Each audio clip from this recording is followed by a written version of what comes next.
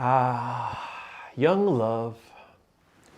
It's all about each other. Just you and your significant other, and life is great, no cares in the world, and then a little baby comes along. A baby? A baby? Oh my God! Diapers? All these things cause super stresses in couples that were not stressed before. I want to break down today what this little bouncing baby bundle of joy can do to disrupt a relationship and how you can avoid those potholes and make your relationship back to what it was before. Stay tuned.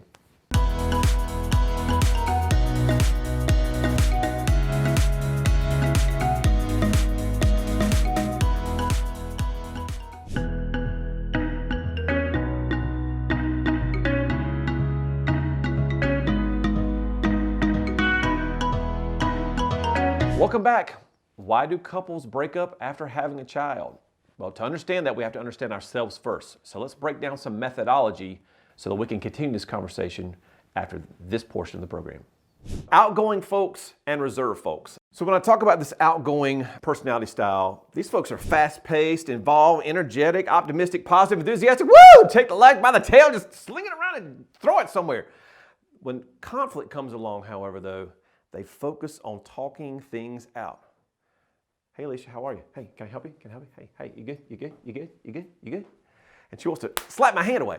And so if she's more a reserved person, she's going to be a little bit slower paced. Now, that doesn't mean she works slowly. That means just she's slow to act or get engaged because she wants to think things through before she speaks. So they're cautious folks, they're concerned, they're reluctant, critical thinkers, and always discerning. And when conflict comes along for them, they focus on thinking things through. Should I? Nope. But don't have all the facts yet. And that's their mentality. All right, so where are you on that scale of outgoing versus reserved? If you're outgoing, kind of remember that I'm towards the top of the screen. If you're reserved, you're more towards the bottom of the screen. We're going to divide you into people person, or if you're more of a task-oriented person. People-oriented folks are all about caring and sharing and relationships and emotions and feelings and friendships. They focus on the opinions of others and how they feel. So we tend to be pretty emotional, and I am very much a people-oriented person. I'm an emotional guy. You know, I cried during the movie Frozen. Nobody does that, but I did because my daughter was there, and she's gonna have a boyfriend one day and get married. And she said, "Pull it together, Dad." Anyway, because she's more of a task-oriented person. She's all about procedure and function and forms and programs and processes and analytics. She focuses on getting things done at the end of the day.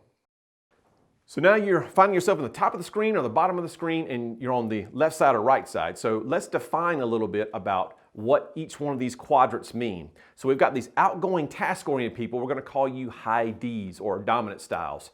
Never met a challenge you couldn't face, love to be in charge, take charge mentality.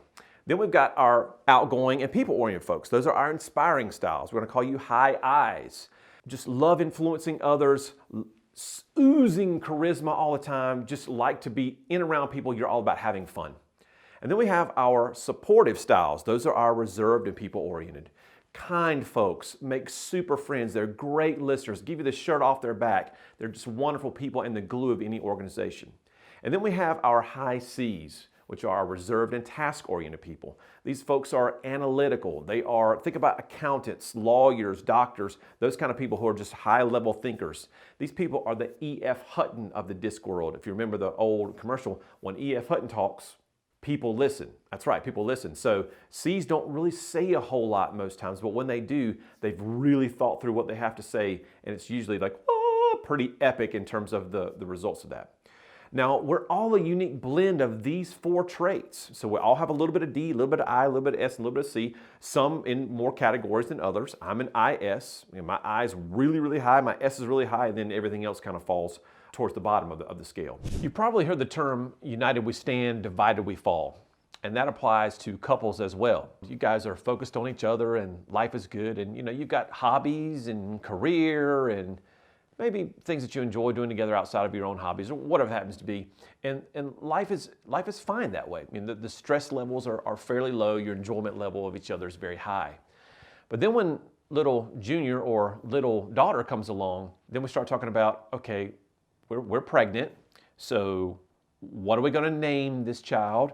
Is it a boy or a girl? Do we want to find out? Do we not? Do we have an exploding balloon? Do we have a birthday reveal cake? What do we do? And then, so once we got a name and once we picked out what was going on, then we got to pick a hospital, and then we've got to pack the bags, and then we got to decide, are we going to do this natural? We're going to do this with epidural? We're going to do this with drugs? And then what kind of stroller are we going to buy? And what kind of car seat are we going to have? And then, where are they going to go to daycare once they get older? Are they going to stay home? You can feel the anxiety in my voice just thinking about that. And that's the way it happened for me 1, 2, 3, 4, 5 times over, as I have 5 children. So every time we had yet another child, we had those same kind of conversations, and they produced a lot of stress. And ultimately, the focus that you have as a couple, which is on each other, and then maybe career and maybe hobbies, there's only so much focus you can have. And so your focus is split in a few ways.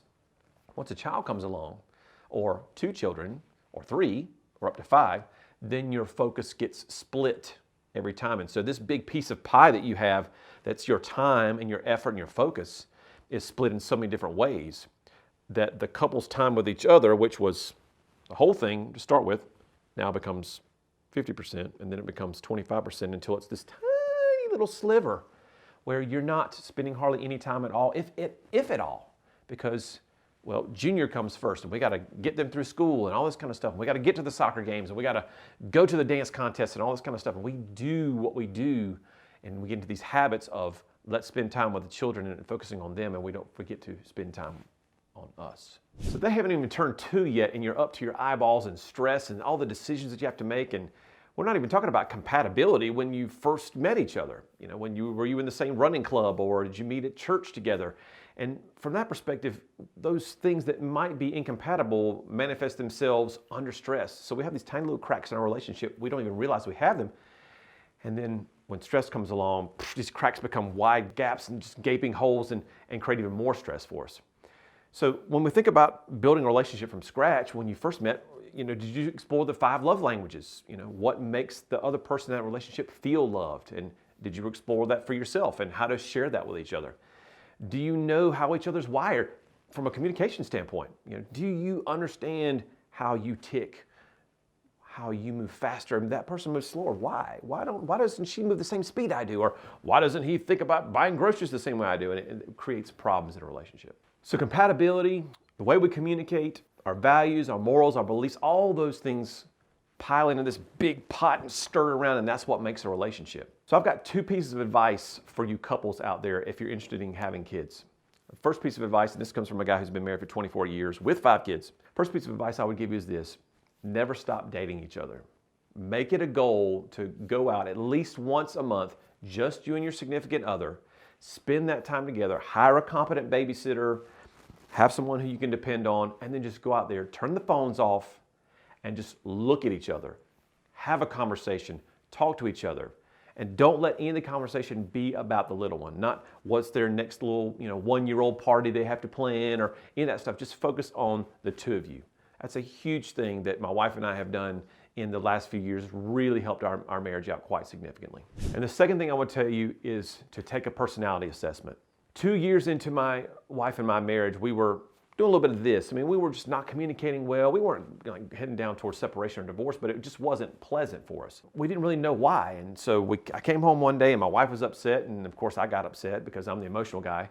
And we just weren't on the same page. And so I went to a camp that summer, and a gentleman who was running that camp handed me an assessment. He said, "Alex, you need to take this assessment. It's going to change your life." I said, "Okay, whatever." I took this assessment and found out that I'm this crazy, wild, people-oriented person who loves to be around others and loves to help others. And that was great, but that wasn't the light bulb moment. The light bulb moment was the fact that that's me, but that's not my wife. I don't know who she is in this equation, but she's not that. So I was really wanting to discover who she was, and I asked the gentleman for another assessment. He happily gave me one. I brought it home and I said, "Sweetheart, I don't know if this is going to help us or not, but I think this could be a game changer. Can you take this assessment for me?" She said yes. We found out that we are polar opposites. And we found out that the roles in our marriage and as future parents were not going to be set up on gender basis. My wife is a high achiever. She's always on the go, wanting to excel, do things right the first time. And I'm the touchy-feely, let's have fun, let's be supportive. And now that we have kids, I'm the referee. So I'm breaking up people into corners, and my wife's over here in the red corner, and my daughter's in the blue corner, and I'm the peacemaker. And so that's typically not a guy kind of role. I mean, the guy's like, oh, football, sports, cars, and that's not me. Okay, I'm the fun guy, but I'm also the heart, the soul of our relationship in terms of being that referee. And so I get a lot of fulfillment in making sure that there's harmony in the house, and my wife gets a lot of satisfaction in the fact that people are achieving in the house. Neither one of those is right or wrong. That's just who our roles are. But since we identified those through this assessment, we are now much more comfortable in those roles, and we can easily shift in and out because we know where our strengths are. So for you, if you're just getting started in a relationship, you've been dating 2 weeks, or you've been married for 20 years, I encourage you to take an assessment. There's a link to the assessment below in the description. It will change your life. It will give you the perspective that you need to avoid the potholes that most couples have when children come along, and it will change the way that you communicate. Thanks for watching.